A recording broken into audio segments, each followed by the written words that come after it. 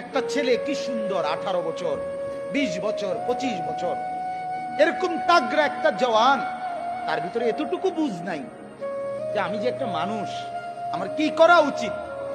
এই বুঝটুকু যার নাই, সে কি পরিমাণ মূর্খ, কি পরিমাণ নাদান আপনি ভাবুন।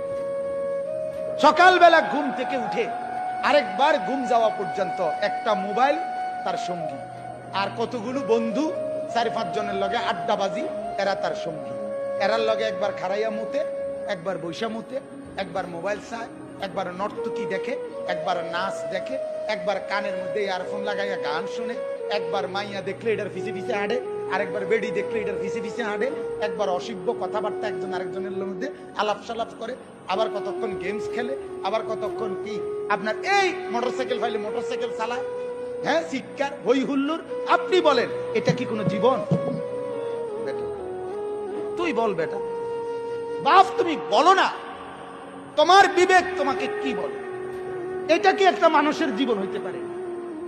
বিনোদন বুঝি মানুষের 24 ঘন্টার, মানুষের জীবনের 24 ঘন্টা বুঝি ফুর্তিতে কাটে? হ্যাঁ, বিনোদন বুঝি একটা মানুষের